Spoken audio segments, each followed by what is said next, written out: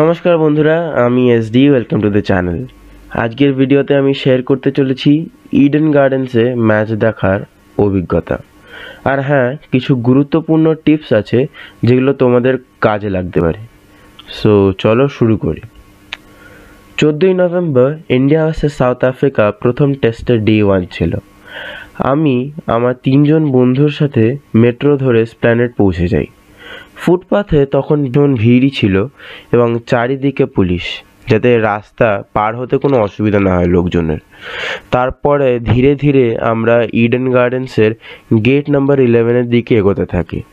এবার এখানে এসে একটা সমস্যা হলো, যেটার ব্যাপারে আমি জানতাম না। স্টেডিয়ামে নিয়ে ব্যাগ এন্ট্রি একদমই অ্যালাউড না। সো যখন আমরা ঢুকতে যাই তখন পুলিশ বাধা দেন নর্মালি এবং আমাদের বলেন যে ব্যাগ অ্যালাউড না। তো তখন আমরা কোনো রকমে দেখছিলাম এই দোকান বা ওই দোকান যে ব্যাগটা রাখা যায় কিনা।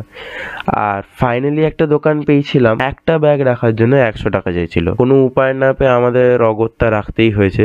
তাই একটা জিনিস আমি তোমাদের বলে দিতে চাই যে তোমরা ব্যাগ বা ওয়াটার বটল প্লিজ ক্যারি করো না, কারণ ব্যাগ তো অ্যালাউ করবেই না। আর ওয়াটার বটল গেটের সামনেই রেখে দিতে বলবে।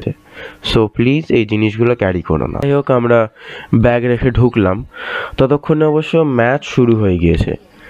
আমাদের টিকিট ছিল জি ব্লকে এবং আমরা জি ব্লকে গিয়ে বসলাম। ভিউটাও বেশ ভালোই, 9:30 10টা ওই সময়টা, 11টা 12টা অবধি ফ্যানদের উত্তেজনাটা খুবই ভালো ছিল এবং আমরা চ্যান্টিংগুলো শুনতে পাচ্ছিলাম শুভমান গিলে। তবে যত বেলা গড়াতে থাকে তত রোদ্দুরও বাড়তে থাকে আর ফ্যান্সদের যে এক্সাইটমেন্টটা সেটাও কমতে থাকে। একটু অসুবিধা হচ্ছিল কারণ রোদ্দুরটা বেশ ছিল।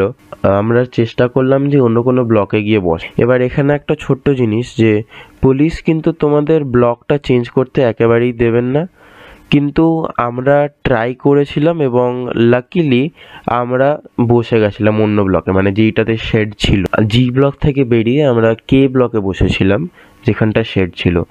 তো এখানে আরেকটা জিনিস, যদি তোমাদের মাইগ্রেন থাকে, আমি বলবো বা আমি সাজেস্ট করব যে কে ব্লক, এল ব্লক, এই ব্লকগুলোতে তোমরা টিকিটটা কেটো, কারণ এগুলোতে শেড থাকে। এই ব্লক কেতে এসে আমরা দেখলাম যে ভিউটাও বেশ ভালো পিচের, মানে অর্থাৎ পুরো গ্রাউন্ডের ভিউটা বেশ ভালোই দেখা যাচ্ছে এবং বেশ ভালো হাওয়াই দিচ্ছে। আর ইডেন গার্ডেন্সের পেছনে আমরা দেখতে পাচ্ছিলাম হাইকোর্ট, সেন্ট জনস চার্চ, আরও বিভিন্ন বড় বড় বিল্ডিংগুলো ইত্যাদি।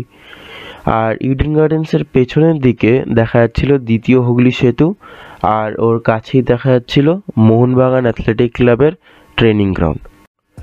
সো এটাই ছিল ইডেন গার্ডেন্সের ম্যাচ ডে এক্সপিরিয়েন্স।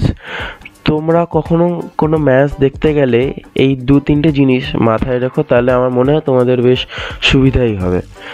আর তুমি কমেন্টসে জানাতেই পারো যে এই ফার্স্ট টেস্টে কোনো দিনে কি তোমরা ম্যাচ দেখতে গেছিলে, এবং যদি গিয়ে থাকো তাহলে তোমাদের কীরকম এক্সপিরিয়েন্স ছিল।